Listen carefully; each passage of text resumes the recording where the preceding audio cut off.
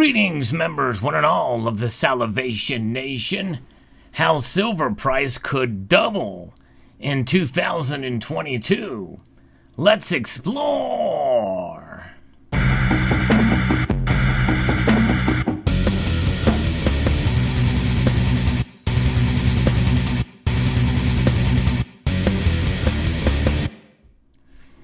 That seems like a highly unlikely scenario for most of us. In fact, I've made predictions in the past about silver. In fact, I made a prediction that is not going to come true this year. It has been relatively bullish for silver. And I do tend to be a bit optimistic about the metal for 2022.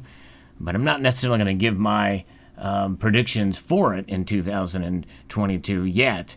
But I do feel there are scenarios in which we could see something play out that happened recently with silver, and that is the price doubling. Now, when we think about price, we have to look at it from a couple of different angles.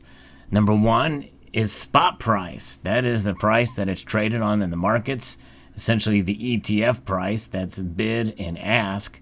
And those are two different prices, as you've heard me explained before. The bid price is essentially the melt price, the melt that you can get your silver for conceivably at the lowest price you could get for it if you were to sell it back to a bullion dealer, or at least at the lowest price from which they base the purchase of your silver from.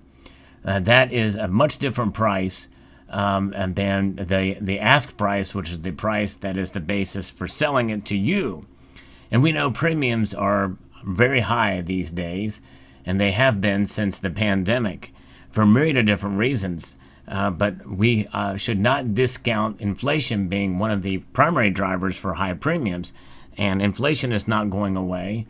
It may lessen a bit or tamper down a bit, but who knows what that's going to look like? Who knows how long that's going to take to get to a point of normalcy? In other words, if inflation is running hot at 7% now, and it slows to 4%, well, that's still, number one, double the target of the Federal Reserve, and the 7% that you were paying before, up above from the previous period, is still there. So it's still growing. It's just stacking on top of each other. That's how inflation works. And that will translate to premiums on silver. So that's one reason, one way that we might see silver actually double in 2022 if inflation continues to rise, and especially if there are issues with how the economy reacts to the variant, to the coronavirus in general, and to other geopolitical factors that could come into play to affect supply chains. The supply chain is going to take quite a while to get back to fully normal again. And there are things that could disrupt it between now and then. And so that is something to consider. Now, the other issue is spot price. And the likelihood that it's going to double with including premiums could happen if spot price goes up slightly or moderately in the coming year, and the premiums continue to rise if demand continues to remain strong or where it is now. The premiums rise as well because of demand for silver, and that is something we've seen in 2021. We've seen great demand, especially for silver eagles. And so certain silver products may actually double in price, conceivably. And that is the purchase price that you pay for them, which is the price really that matters the most when you buy, is that price, the price that you pay at the point of sale. The other way that they could double is if they start to take a dive or plunge, much like they did in 2020. In March of that year, we saw the paper silver price plunge below $12 an ounce. $11 and some odd cents an ounce it went. And then it doubled. It literally doubled within months to past $24, $25. In fact, it almost got to $30 briefly in 2020. What will that look like in terms of you buying the metal? And that means, I think, that potentially we could see premiums skyrocket then because people are going to be panicking to buy. which is kind of the wrong way to do it in my view. I think you should buy less when the prices go up and buy more when the prices go down. Easier said than done. It's very difficult to kind of test these markets, but one way to think about it is if we see the prices fall dramatically, then that might be a time to make a purchase of silver. Now, notwithstanding, that happened in 2020 in March of that year, and people were rushing to buy silver, including myself.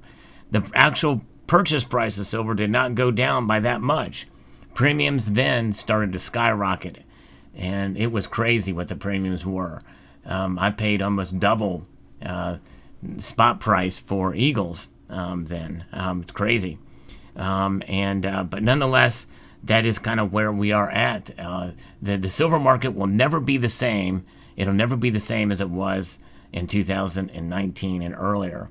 And so I think we're going to continue to see prices fluctuate, and it could be one of those things where the prices fall, and it may not even necessarily have to plummet per se, but a continued steady decline because of, well, let's say the Federal Reserve raises rates, and that might cause the prices to fall.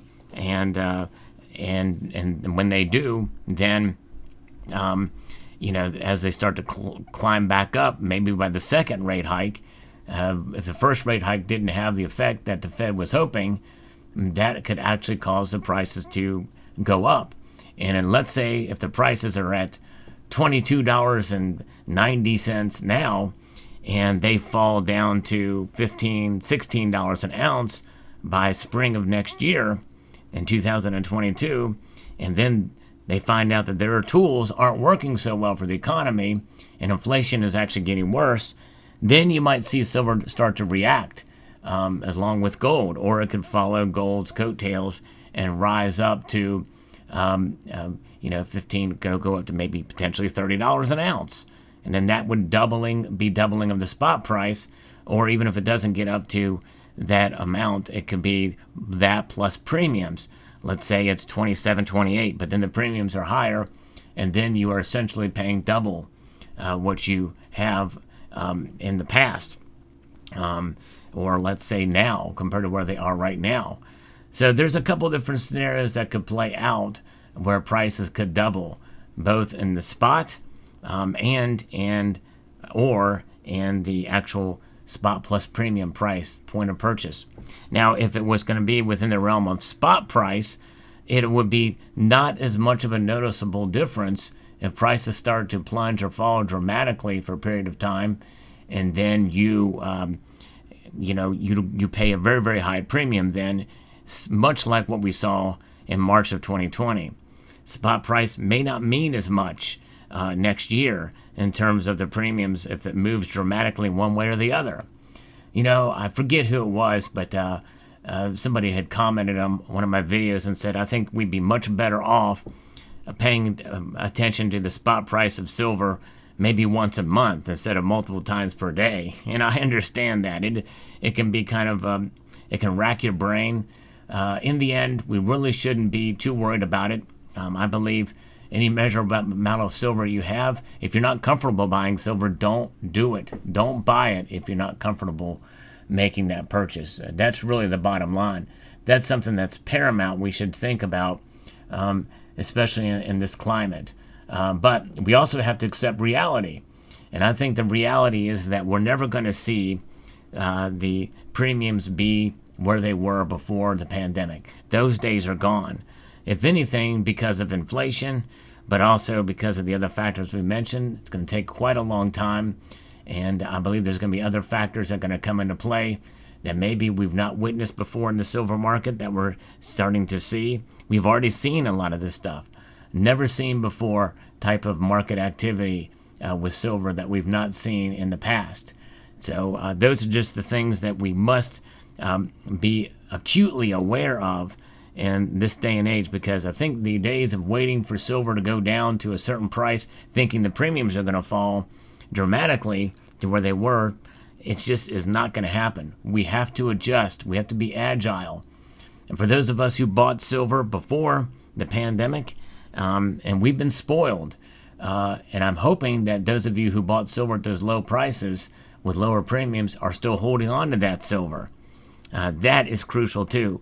Do not sell your silver unless you need to. That is the strongest advice I can give to anybody out there. And this is why I've always been a proponent. The best way to protect your silver is with fiat currency. That's right. You hold on to these fiat dollars, folks. I know they're losing their value by design each year. And now it's a little out of control right now. But as they start to fall in value, notwithstanding, it's good to have some of them in hand to in case you need to make a purchase, an emergency purpose. That emergency purpose is something that is going to help you out so you don't have to sell your silver, because silver prices could go down during that time and you're really losing out. You only take a loss if you have to sell. And that's just it. If you have to sell, you will take a loss if you want to sell, if you panic and sell. But, the thing is if you have to sell, that means you're not preparing yourself with holding these fiat currencies, these debt instruments. Have some on hand, have some in the bank. You have them anyway. We use them to pay our bills. We use them to buy silver. You might as well save a couple of them in case of emergency too, so you don't have to sell your silver at a loss. Now, there are times when silver goes up in price, and there's people that have taken profits, and I'm fine with that's great. It's wonderful. But silver should be seen as an insurance policy in the worst case scenario, and especially gold should, but even silver should as well. It's all about smart, intelligent dollar cost averaging. That's how you protect yourself with silver.